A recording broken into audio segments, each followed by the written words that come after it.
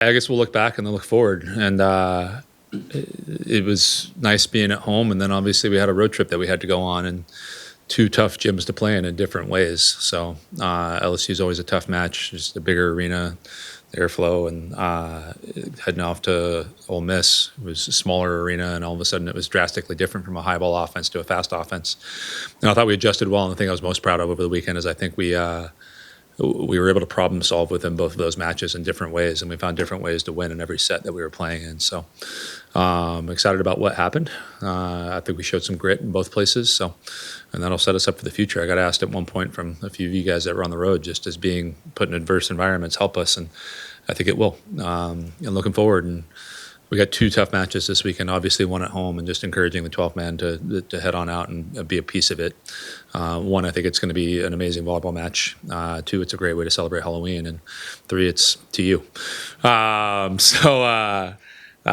really excited about that. And then we turn around and play another team in Orange on Sunday. And I think probably not to us, but I think to the general public, maybe a team that's overlooked in the SEC that I think is playing really, really good volleyball. So two really important matches, and excited for what's coming.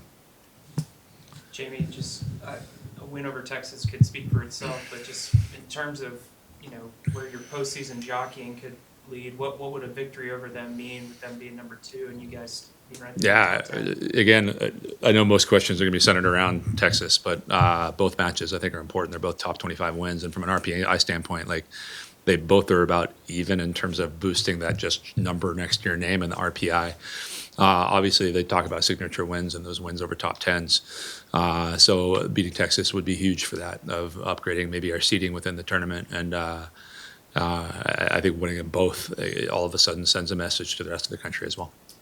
How do you maybe mentally prepare for a weekend like this, where you're going to be in an emotional rivalry game and then you got to go take a long plane flight to play another ranked game? Yeah, I talked about it early. Before we got off the airplane coming home from this road trip, I sat him down and I just said, hey, we have two matches. And I said the majority of the public's going to be paying attention to the Texas one because it's at home, but regardless of when. And I just made sure I said, hey, it's going to be a dogfight, win or lose. Emotionally, we got to turn around and be ready for Sunday, which is equally as important. Does it feel like with how the season started and how everything is shaping out that kind of the season was culminating towards this little stretch right here as far as getting to where y'all need to be and jockeying for everything? Yeah, it's the second press conference in a row where you guys are making me nervous. I think it is jockeying, and I think it's trying to figure out what seed we can be in the NCAA tournament at the end of the season. I think for all of us, it's kind of the same thing right now. These matches are going to impact that. I don't think they're going to determine who gets in and who doesn't get in, but I think winning them sends a message to the rest of the country and to that selection committee that we deserve to, have a higher seed within this. But yeah, it doesn't all come down to this. I've said this the entire season, and the teams that win conference championships are the ones that are able to take care of business week in and week out. And I think we've been able to do that. And the other thing that's happened is those other teams have been able to do that. And I think last year Texas kind of had that little stretch where they lost 3 in a row, and that cost them. And I think they're probably have that echoing in the back of their head that they got to be tuned in week in and week out. But then you get these matches where you get to go play in front of an amazing crowd, in front of a lot of people with, 2 top 10 teams playing in this. And I think both teams are going to enjoy it.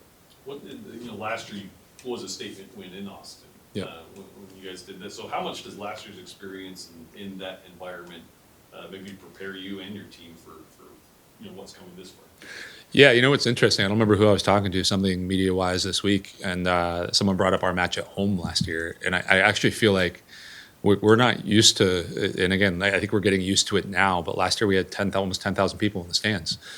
And I remember that first set, we were nervous because we hadn't had that. And I always say, I would just imagine before that what it would be like being on Kyle Field and having 100,000 people.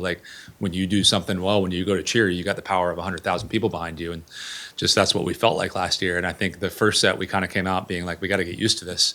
And we ended up losing. And then the second set, it was all right, we're all, 10,000 and 30 people, including ourselves, are coming after you. And we beat up on Texas pretty good in that second set. So it's actually interesting. The message I'm going to start talking about today with our team was just we got to get used to and use this to our advantage. and for the people that weren't here, kind of explain what that felt like, because I thought it took us 30 minutes to get used to that. So, and then I don't think, and I was asked about this question, like, what does this, I don't know, match mean? When I took over the program, it was about trying to get it, I don't know, caught up to the point where we go into these matches and it's not necessarily an upset if we beat Texas. And I think we're at that spot right now where there's confidence in our team that we're going to go out and we're going to compete and we're going to do everything we can to win, and we're going to win. And I think that's the coolest thing right now. So I think we can lean on last year as in like, hey, we can beat this team. But I don't even think without that, I think there's a belief in kind of what we're doing and how we're going about our business that we're going to go out and compete on Friday. Sometimes coaches try to do the nameless, faceless opponent, but it sounds like you're kind of embracing the fact that you know that this means more. Yeah, I think I've gone through different phases of my coaching career where I wanted to treat every match the same. And you say that, and you can say it till you're blue in the face, but your players don't actually fully believe it. And we're going to treat, like, our scouting report's going to be exactly the same this week. We're going about practice, and like, we're really, I don't know, maybe even working on Texas less than we'd worked on some other opponents, because it's almost like we're playing the same style of volleyball back and forth with each other. So being in practice, just playing against ourselves, is basically what we need to go do in order to prepare for this team. So we're going to treat it exactly the same. But I don't think they need me to get into the locker room and be like, hey, we really need to get up for this match right now. Like, it's I think it's one of those things where you got to let the reins off a little bit and let people go compete. So, yeah, I'm not, I don't know, counting on the fact that it's Texas for us to go out and play well. We're going to push the same way we do this week in practice. We're going to work the same way we work in practice. But I think to say it's exactly the same as other matches is doing it a little bit of disservice also. You guys broke the attendance record last year. I think they broke it earlier this year. Just, is that something that you hope you guys could maybe reset, and just what that might mean to you?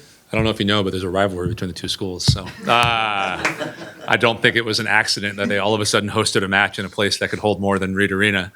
And the best thing that I think came of that is they didn't sell out Moody, and which I think would have been like 14,000, which would have been really hard here, especially with the fire marshal coming in at some point. But the fact that it was 10,000 and something, like, we can break.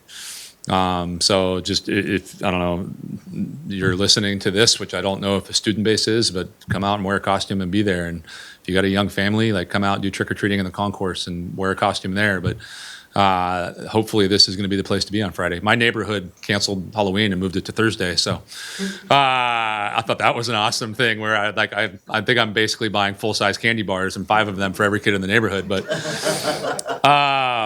But come on out and enjoy this. And we're trying to do something for every single audience that we have in the crowd here, and try to make it Halloween themed. But both teams are wearing black and orange. So we're trying to make it as festive as we can for the day.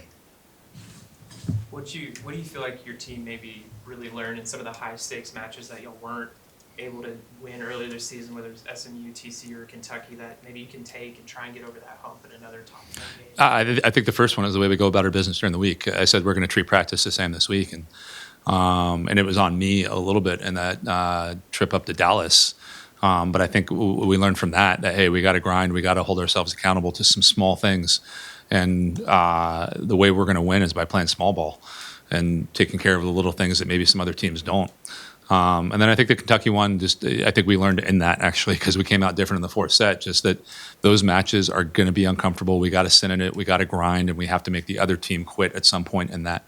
And I think even in that match, and this is the thing I've been pretty proud of my team all year, like, even within those, we've learned lessons.